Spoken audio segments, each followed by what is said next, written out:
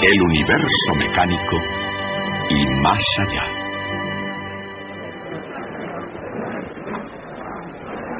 Electricidad estática. A principios del siglo XVIII, el mundo de la ciencia dedicó su atención al problema de la electricidad. Había una buena razón para ello. Hubo muchos científicos por entonces que ganaban su sustento dando conferencias, o bien como itinerantes que iban de ciudad en ciudad y hablaban ante cualquiera que hubiese comprado una entrada, o bien eran profesores universitarios. En ambos casos tenían que atraer al auditorio. Por supuesto, hoy los profesores tienen un público garantizado, pero eso se debe a la obligatoriedad del curso, que fue un invento muy posterior. En cualquier caso, aquellos científicos tenían que atraer al auditorio y con ese fin necesitaban hacer demostraciones ostentosas, y la electricidad era justamente perfecta para eso. Una demostración típica de esa época era conseguir a un pilluelo de la calle, un chiquillo de 8 o 9 años. Lo amarraban bien al techo con hilos de seda. Lo cargaban eléctricamente con una máquina electrostática y hacían que la gente le sacara chispas de la nariz. Yo quería haberles hecho esta demostración, pero todos los golfillos estaban ya ocupados. Así que en vez de eso tendré que hacerlo con estas cosas. Pero antes de ningún experimento, quisiera explicarles algunos principios sencillos de electricidad. Esta tarde quiero mostrarles algunas cosas insólitas con objetos comunes que usamos normalmente. Aquí tenemos a primera una vista, baraja. El profesor científico y el ilusionista en escena parecen tener poco en común. Cartas. 52, ¿las han contado? Y sin embargo, no hay duda de que cada uno de ellos podría aprender algunos buenos trucos del otro. Buscamos los 2 reyes negros. No tenemos más que hacer así. A lo largo de las etapas de la historia, si una persona ejercía la ciencia o la brujería, dependía frecuentemente del punto de vista del observador. Muy bien. Una rojo que, si no me equivoco, creo que está exactamente en la mitad del mazo. Por lo tanto, lo que tengo que hacer es cortar la baraja por la mitad. Muy bien. Tanto si se trata de pura ciencia como de pura trampa, los antiguos griegos se dedicaban a ella con pasión. Eran tan rápidos en la ciencia como en los deportes, y muy pronto hicieron un asombroso descubrimiento sobre la naturaleza de la electricidad. Una simple varita de resina. La froto sobre el conejo. Algunos materiales actúan como una varita mágica cuando se frotan con una piel de conejo y atraen pequeñas partículas de materia.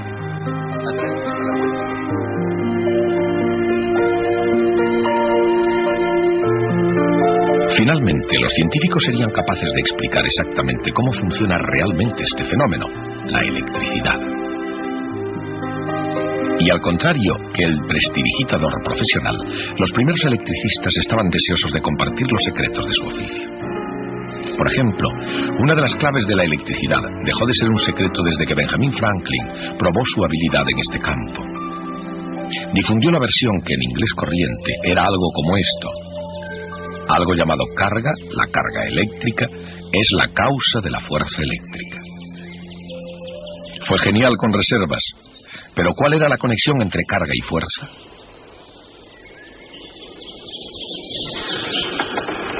Tanto en la ciencia como en la magia, la elección del momento adecuado lo es todo. Y en Francia, Charles-Augustin Coulomb apareció con la respuesta.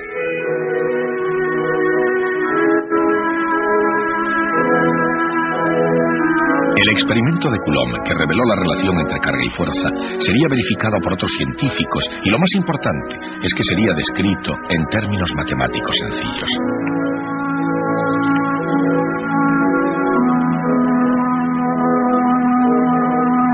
La ley de Coulomb establece que la fuerza eléctrica es directamente proporcional al producto de las cargas e inversamente proporcional al cuadrado de la distancia entre ellas. Además, hay 2 tipos de carga, positiva y negativa. Cuando la electricidad actúa entre cargas de signo diferente, hace que se atraigan.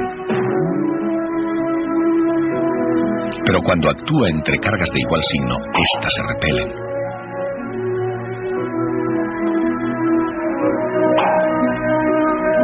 Conforme a la ley de Coulomb, la fuerza que 2 cargas ejercen sobre una tercera es la suma vectorial de las fuerzas que cada una de ellas ejercería por separado. De hecho, las fuerzas ejercidas por cualquier número de cargas positivas y cargas negativas se suman como vectores. de manera que la fuerza total se sigue calculando según la ley de Coulomb. Adviertan que las cargas positivas están representadas en rojo y las negativas en azul.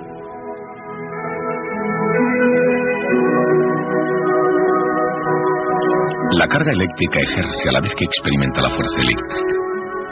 Y la fuerza eléctrica obedece a la ley de Coulomb. Parece tan simple como un aparato eléctrico del siglo XVIII. Y parece como si eso fuera todo lo que hay. Pero las cargas eléctricas no existen aisladas. Por el contrario, la electricidad reside en la materia, los sólidos, líquidos y gaseosos del universo.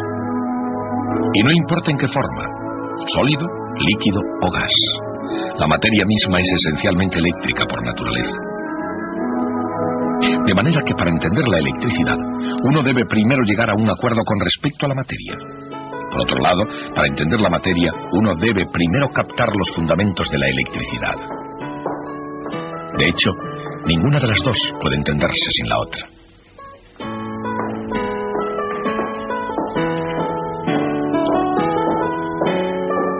En su estudio, Franklin comenzó pensando en la electricidad como un fluido combinado de alguna manera con la materia.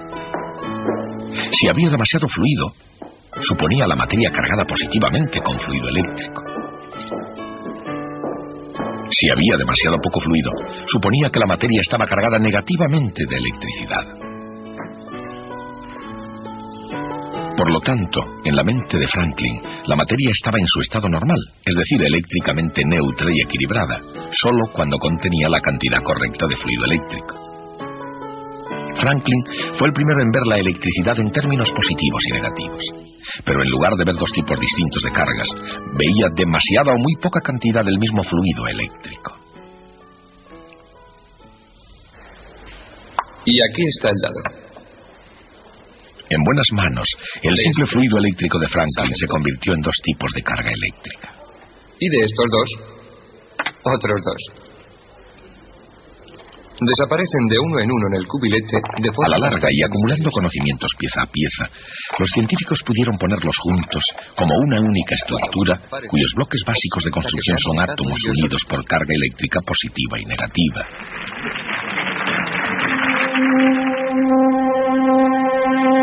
En el centro de cada átomo hay un núcleo formado por protones y electrones. Los protones contienen su carga positiva. Los neutrones de los átomos no tienen carga, lo cual significa que son eléctricamente neutros. El núcleo, como en todo, está rodeado de electrones que tienen carga negativa. Y en conjunto, cada átomo neutro tiene el mismo número de protones y electrones. La carga positiva de cada protón equilibra la carga negativa de cada electrón y están unidos por la fuerza eléctrica de atracción entre ellos. Desaparecen de uno en uno en el cubilete de forma bastante misteriosa. Cuando vuelven a aparecer... Pero esta acción bastante especial de equilibrar, como cualquier otra acción, no siempre es perfecta. En realidad, no todos los átomos son neutros. Algunos tienen demasiados electrones o demasiado pocos, en cuyo caso reciben el nombre de iones. De hecho, los iones sodio con carga neta positiva y los iones cloro con carga negativa están unidos por la fuerza eléctrica formando los cristales de sal común. Pero ya sea que sus átomos estén ionizados o no, los sólidos, los líquidos o los gases, toda la materia del universo está unida por la fuerza de la electricidad. Con una simple moneda.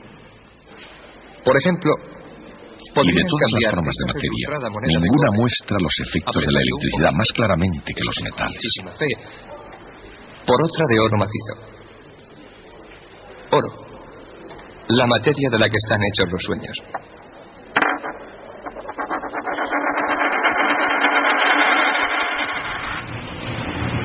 A lo largo de los siglos, los científicos han ahondado profundamente en la naturaleza de los metales. Y en su búsqueda han encontrado que todos los metales tienen propiedades parecidas. En primer lugar, todo metal es maleable y dúctil con capacidad de cambiar de forma sin romperse. Otra propiedad secular es la del brillo, el grado con el que un metal luminoso refleja la luz. Durante mucho tiempo fue así. Pero en el siglo XVIII los científicos descubrieron otra propiedad común a todos los metales. Hoy se llama conductividad, la capacidad de conducir electricidad.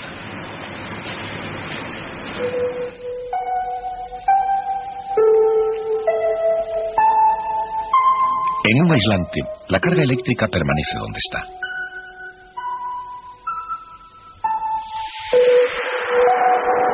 Pero en un metal se extiende instantáneamente, es decir, el metal conduce electricidad. En un nivel más profundo, esto es lo que sucede. Se puede considerar cada átomo de un metal como un ion positivo con uno o dos electrones exteriores débilmente ligados. Cuando dos átomos metálicos están muy próximos, los electrones más exteriores pueden pasar fácilmente de uno al siguiente. A medida que se agregan más átomos, los electrones pueden moverse a grandes distancias. Esos electrones móviles son conocidos como electrones de conducción y dan a los metales sus propiedades especiales. De esa manera, todos los metales son conductores eléctricos, porque todo metal es como una molécula gigante en la que un número de electrones están compartidos por igual entre todos los átomos. Se puede representar como una estructura de iones cargados positivamente, pegados por un fluido de electrones móviles.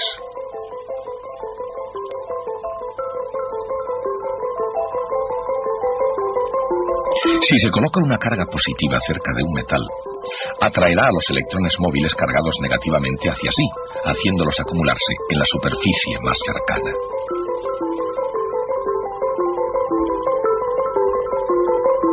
El resultado es que quedan iones positivos netos no equilibrados por electrones en la superficie más alejada.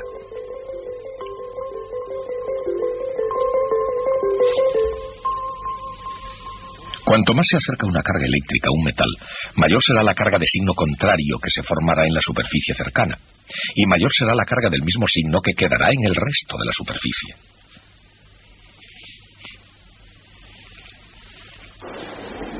Y ahora una cajita sorprendente, pero no quiero que puedan pensar que está trucada. Estas propiedades se utilizan en un instrumento científico que puede parecer mágico. Pero no, simplemente quiero que se llama electroscopio de panes de oro. Ahora verán. Cuando una carga eléctrica se lleva cerca del disco de metal, la laminilla de oro se mueve alejándose de la varilla. Abajo. Flota. Una carga positiva cerca de la parte superior atrae cargas negativas, dejando carga positiva en el otro extremo de la varilla metálica. Y la laminilla de oro queda con el mismo tipo de carga. Y por supuesto, al tener el mismo tipo de carga, la varilla repele a la laminilla de oro. Cuando se quita la vara, la laminilla cae de nuevo hacia abajo, a menos que la carga se transfiera al disco mediante contacto físico. Abajo. Flota. Quieta. El contacto físico deja a la varilla y a la laminilla de oro con un exceso neto de carga, y la laminilla permanece levantada. Pero vuelve a caer de nuevo con un roce de la mano. Abajo. La mano, que es ella misma un conductor, conecta la columna a la caja del electroscopio.